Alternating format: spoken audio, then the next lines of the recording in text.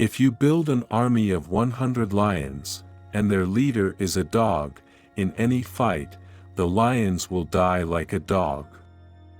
But if you build an army of 100 dogs, and their leader is a lion, all dogs will fight as a lion. Never interrupt your enemy when he is making a mistake. I can no longer obey. I have tasted command, and I cannot give it up. Soldiers generally win battles. Generals get credit for them. I am sometimes a fox and sometimes a lion. The whole secret of government lies in knowing when to be the one or the other. You must not fight too often with one enemy, or you will teach him all your art of war. 10 people who speak make more noise than 10,000 who are silent. The battlefield is a scene of constant chaos. The winner will be the one who controls that chaos, both his own and the enemy's. There are only two forces that unite men: fear and interest. All great revolutions originate in fear, for the play of interests does not lead to accomplishment. A revolution is an idea which has found its bayonets. If they want peace, nations should avoid the pinpricks that precede cannon shots. He who fears being conquered is sure of defeat.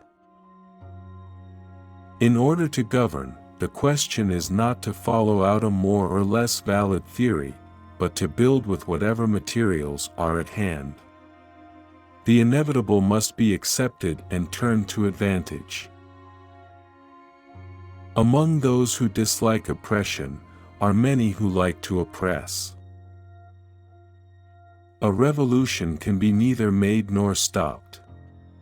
The only thing that can be done is for one of several of its children to give it a direction by dint of victories.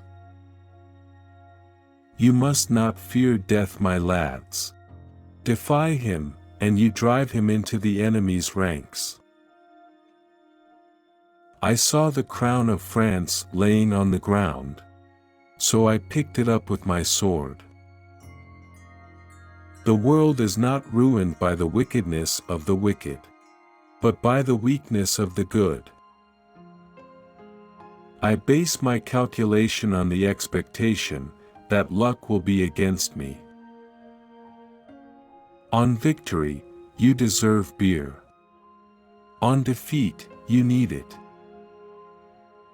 Those who have changed the universe have never done it by changing officials, but always by inspiring the people. Those who failed to oppose me, who readily agreed with me, accepted all my views, and yielded easily to my opinions, were those who did me the most injury. The more I study the world, the more I am convinced of the inability of brute force to create anything durable. The purely defensive is doomed to defeat. The logical end to defensive warfare is surrender. In war, you see your own troubles. Those of the enemy you cannot see. You must show confidence. I feel myself driven towards an end that I do not know. As soon as I shall have reached it, as soon as I shall become unnecessary, an atom will suffice to shatter me. Till then, not all the forces of mankind can do anything against me. We should always go before our enemies, with confidence. Otherwise our apparent uneasiness inspires them with greater boldness. A man who has no consideration for the needs of his men ought never to be given command. Public opinion is a mysterious and invisible power, to which everything must yield. There is nothing more fickle, more vague, or more powerful. Yet capricious as it is nevertheless much more often true, reasonable, and just than we imagine.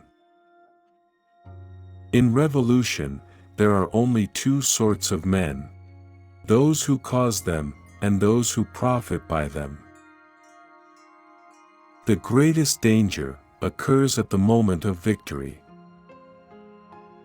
War must be made as intense and awful as possible, in order to make it short, and thus to diminish its horrors. Men soon get tired of shedding their blood, for the advantage of a few individuals, who think they amply reward the soldiers' perils, with the treasures they amass. A great people may be killed, but they cannot be intimidated. A leader has the right to be beaten, but never the right to be surprised. Good intelligence is 9/10 of any battle. The only victories, which leave no regret, are those which are gained over ignorance. There is no power without justice. A great reputation is a great noise. The more there is of it, and the further does it swell. Land, monuments, nations, all fall, but the noise remains, and will reach to other generations. War is a serious game, in which a man risks his reputation, his troops, and his country. A sensible man will search himself to know whether or not he is fitted for the trade. Called to the throne by the voice of the people, my maxim has always been: a career open to talent without distinction of birth. It is this system of equality for which the European oligarchy detests me. Revolutions are like the most noxious dung heaps, which bring to life the noblest vegetables. Men grow old quickly on the battlefield. My dominion ends where that of conscience begins. I am a soldier and accustomed to risking my life every day. I am full of the fire of youth. I cannot act with the restraint of an accomplished diplomat. Which is heavier, a soldier's pack or a slave's chains? The allies we gain by victory will turn against us upon the bare whisper of our defeat. It is often in the audacity, in the steadfastness of the general, that the safety and the conservation of his men is found.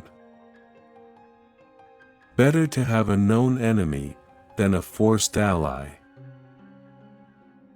Good and decent people must be protected and persuaded by gentle means.